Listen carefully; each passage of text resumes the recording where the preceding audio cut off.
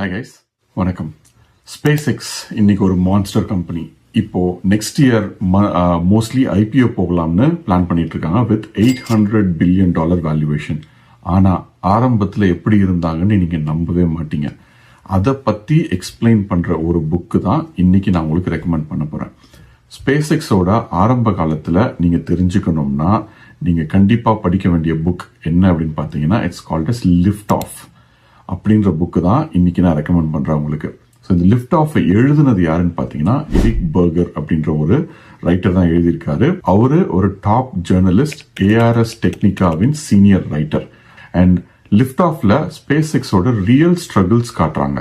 எப்படி ராக்கெட்ஸை இனிஷியலா பில்ட் பண்ணாங்க, அது எப்படி இவங்க டிசைன் பண்ணாங்க, அண்ட் எத்தனை ராக்கெட் அவங்க வெடிச்சாங்க அப்படின்றத பத்தி எல்லாம் டீட்டெயிலா சொல்லியிருக்காங்க. அண்ட் அதுவும் இல்லாம இன்ஜினியர்ஸ் எவ்வளவு கஷ்டப்பட்டு வேலை பார்த்திருக்காங்க. Literally they're sleeping on shipping containers. So அது ஒரு ஐலாண்ட்ல தான் டெஸ்ட் பண்ணாங்க. அதுல அவங்க ஷிப்பிங் கண்டெய்னர்ஸ்ல தூங்கிட்டு இருந்தாங்க.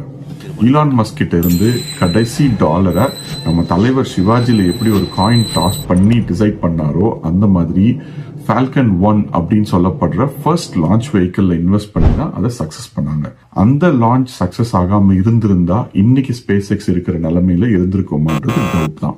இப்போ இதுல கீ டேக் அவேஸ் என்னன்னு பாத்தீங்க அப்படின்னா கிரிட், நெவர் கிவ் அப். இது நம்ம நிறைய வாட்டி கேட்டிருக்கோங்க.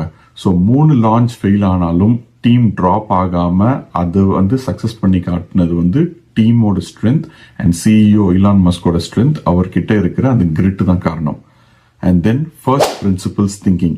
ஈலான் மஸ்க் நாசால ஆல்ரெடி ராக்கெட் லான்ச் பண்ணிட்டு இருந்தாங்க. ஆனாலும் அந்த ஒய் நாட் அப்படின்னு ஒரு கேள்வி கேட்டாரு. அந்த ஒய் நாட் என்ன அப்படின்னா, ஏன் ராக்கெட்ஸ் மேல போய் அது கடல்ல விழுந்து அதுக்கப்புறம் யூஸ் ஆக முடியாம போகணும், ஒய் நாட் ரீயூசபிள் ராக்கெட்ஸ் அப்படின்னு கேள்வி கேட்க ஆரம்பிச்சுதான் அவர் ரஷ்யா வரைக்கும் போய் திரும்பி அதுக்கு அவரும் பதிலே கண்டுபிடிச்சிட்டாரு. ஏன்னா அவர் கரெக்டான ஆன்சர் கிடைக்கல.